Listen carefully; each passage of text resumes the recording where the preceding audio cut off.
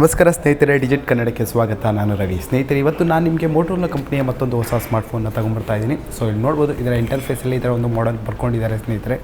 Moto E6S ಈ ಒಂದು smartphone ನನ್ನ ಹತ್ರ ಬಂದಿದೆ. ಇವತ್ತು ಈ ಒಂದು ವಿಡಿಯೋದಲ್ಲಿ ಇದರ ಅನ್ಬಾಕ್ಸ್ ಮಾಡೋಣ ಮತ್ತು ಈ ಒಂದು ಫೋನ್ ಯಾವ ರೀತಿಯಲ್ಲಿ ಬಿಲ್ಡ್ ಆಗಿದೆ ಮತ್ತು ಈ ಒಂದು ಬಾಕ್ಸಲ್ಲಿ ಏನೇನು ಕಂಟೆಂಟ್ ಬಂದಿದೆ ಅಂತ ನೋಡೋಣ.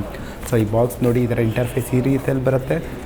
ಸೊ ನನ್ನ ಹತ್ರ ಈ ಸ್ಮಾರ್ಟ್ಫೋನ್ ಬಂದಿದೆ ಸ್ನೇಹಿತರೆ. ಇದು 4GB RAM ಮತ್ತು 64GB ಒಂದು ಸ್ಟೋರೇಜಿನ ಒಂದು ವೇರಿಯಂಟ್ ಆಗಿರುತ್ತೆ. ಸೊ ನೋಡಿ, ಇದರ ಕೆಲವು ಹೈಲೈಟ್ ಸ್ಪೆಸಿಫಿಕೇಷನ್ಗಳನ್ನ ಇಲ್ಲಿ ಕೊಟ್ಕೊಂಡಿದ್ದಾರೆ. ಬರೀ ನೋಡೋಣ ಬಾಕ್ಸ್ ಒಳಗಡೆ. ಸೊ ಸ್ನೇಹಿತರೆ, ಬಾಕ್ಸ್ ಓಪನ್ ಮಾಡ್ತಾ ಇದ್ದಾಗೆ ನಿಮಗೆ ಈ ರೀತಿಯಲ್ಲಿ ನಿಮಗೊಂದು ಪ್ಯಾಕೇಜ್ ಸಿಗುತ್ತೆ. ಸೊ ಇದರಲ್ಲಿ ಮೊದಲಿಗೆ ಹೇಳ್ಬೇಕಂದ್ರೆ ಸ್ನೇಹಿತರೆ, ಇದರ ಒಂದು TPU ಸಿಲಿಕಾನ್ TPU ಕವರ್ ಏನಿದೆ ಇದ್ರ ಜೊತೆಗೆ ಬರುತ್ತೆ. ಹೇಗೆ ಬರುತ್ತೆ ಅಂತಂದರೆ, ಈ ಒಂದು ಸ್ಮಾರ್ಟ್ಫೋನ್ ಏನಿದೆ ಸ್ನೇಹಿತರೆ, ಈ ರೀತಿಯಲ್ಲಿ ನಿಮಗೆ ಸಿಗುತ್ತೆ.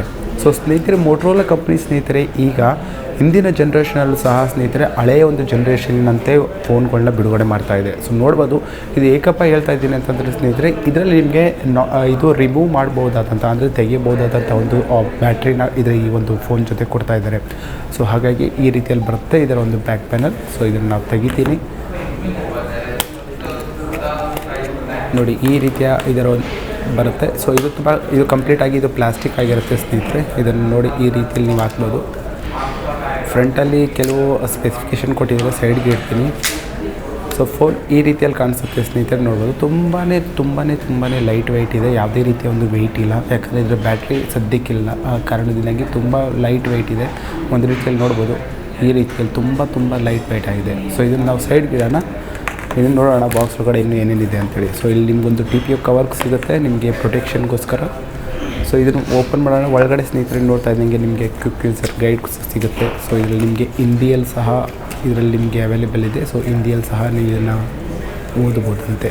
ಇದನ್ನು ಸೈಡ್ಗೆ ಇಡೋಣ. ಸೊ ಅದಾದಮೇಲೆ ಸ್ನೇಹಿತರೆ ನೋಡ್ತಾ ಇದ್ದಾರೆ ನೀವು, ಇದರಲ್ಲಿ ನಿಮಗೊಂದು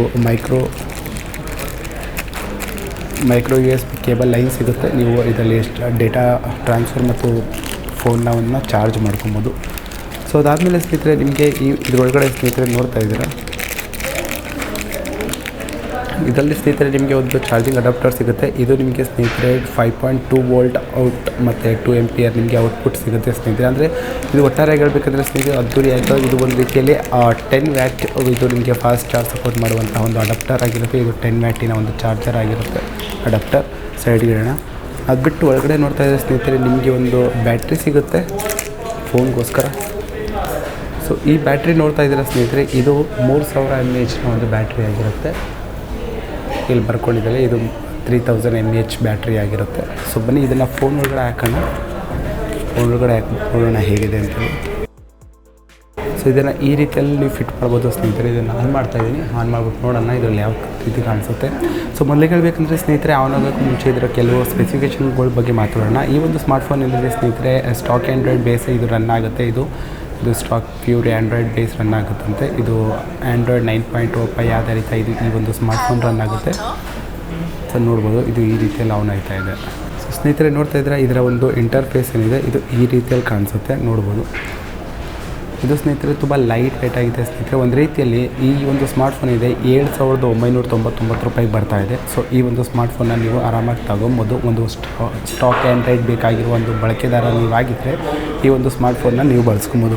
ಇದರ ಒಂದು ಸ್ಪೆಸಿಫಿಕೇಷನ್ ನೋಡಬೇಕಂದ್ರೆ ಸ್ನೇಹಿತರೆ, ಇದರ ಒಂದು ಡಿಸ್ಪ್ಲೇ ಬಗ್ಗೆ ಹೇಳ್ತೀವಿ. ಇಲ್ಲಿಂದ ಈ ರೀತಿಯಲ್ಲಿ ಲೆಕ್ಕ ಹಾಕ್ತೀವಿ. ಸೊ ಈ ಒಂದು ಡಿಸ್ಪ್ಲೇ ಏನಿದೆ ಸ್ನೇಹಿತರೆ, ಇದು ನಿಮಗೆ 6.1 ಇಂಚಿನ UNOCH HD+ ಡಿಸ್ಪ್ಲೇನ ಈ ಒಂದು ಸ್ಮಾರ್ಟ್ಫೋನ್ ಹೊಂದ್ಕೊಂಡಿದೆ. ಇಲ್ಲಿ ನೋಡ್ಬೋದು, ಬೆಜಲ್ ಎಲ್ಲೂ ಸಹ ಇಲ್ಲ. ಇಲ್ಲಿ ನೋಡ್ಬೋದು, ಕೆಳಗಡೆ ಮಾತ್ರ ಕೆಲವು ಬೆಜಲ್ಸ್ ಇದೆ. ಅದು ಬಿಟ್ಟು ಅಲ್ಲಿ ಯಾವುದೇ ರೀತಿಯ ಒಂದು ಬೆಜಲ್ಗಳು ಈ ಒಂದು ಸ್ಮಾರ್ಟ್ಫೋನಲ್ಲಿಲ್ಲ. ಸೊ ಇದರಲ್ಲಿ ಸ್ನೇಹಿತರೆ ನಿಮಗೆ ಇದರ ಆಪ್ರೇಟಿಂಗ್ ಬಟನ್ಗಳನ್ನ ಸಹ ಈ ಒಂದು ಸ್ಮಾರ್ಟ್ಫೋನಿನ ಡಿಸ್ಪ್ಲೇ ಒಳಗಡೆ ಕೊಟ್ಟಿದ್ದಾರೆ, ನೋಡ್ತಾ ಇದ್ದೀರಾ. ಅದು ಬಿಟ್ಟು ಸ್ನೇಹಿತರೆ ಈ ಒಂದು ಸ್ಮಾರ್ಟ್ಫೋನ್ ಸ್ನೇಹಿತರೆ ಈಗಾಗಲೇ ಹೇಳಿರುವಂತೆ ಇದರ ಒಂದು ಸಾಫ್ಟ್ವೇರ್ ಅಥವಾ ಹಾರ್ಡ್ವೇರ್ ಮಾಹಿತಿ ಹೇಳಬೇಕಂದ್ರೆ ನಾನು ತೋರಿಸ್ಕೊಂಡು ಹೇಳ್ತೀನಿ.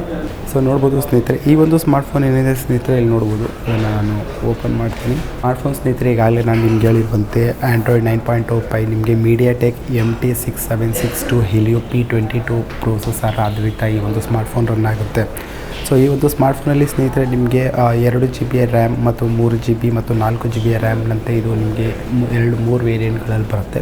ಸೊ ಅದು ಯಥಾ ಪ್ರಕಾರ ನಿಮಗೆ 32 GB 64 GB ಒಂದು ಸ್ಟೋರೇಜಲ್ಲಿ ಈ ಒಂದು ಸ್ಮಾರ್ಟ್ಫೋನ್ ಬರುತ್ತೆ. ನೀವು ಅದನ್ನು ತಗೊಬೋದು. ಅದು ಬಿಟ್ಟು ಸ್ನೇಹಿತರೆ ಈ ಒಂದು ಸ್ಮಾರ್ಟ್ಫೋನಿನ ಹಿಂಭಾಗದಲ್ಲಿ ನೋಡ್ಬೋದು, ಇಲ್ಲಿ ನಿಮಗೆ ಡ್ಯುವೆಲ್ ಕ್ಯಾಮ್ರಾ ಸೆಟಪ್ ಕೊಟ್ಟಿದ್ದಾರೆ. ಡ್ಯುವೆಲ್ ಕ್ಯಾಮ್ರಾದಲ್ಲಿ ಸ್ನೇಹಿತರೆ ನಿಮಗೆ ಪ್ರೈಮರಿ ಕ್ಯಾಮ್ರಾ 13 ಮೆಗಾ ಪಿಕ್ಸೆಲ್ ಕೊಟ್ಟಿದ್ದಾರೆ. ಎರಡನೇದು ನಿಮಗೆ 2 ಮೆಗಾ ಪಿಕ್ಸೆಲ್ ನಿಮಗೆ ಡೆಪ್ತ್ ಸೆನ್ಸರ್ ಸಪೋರ್ಟ್ ಮಾಡುತ್ತೆ.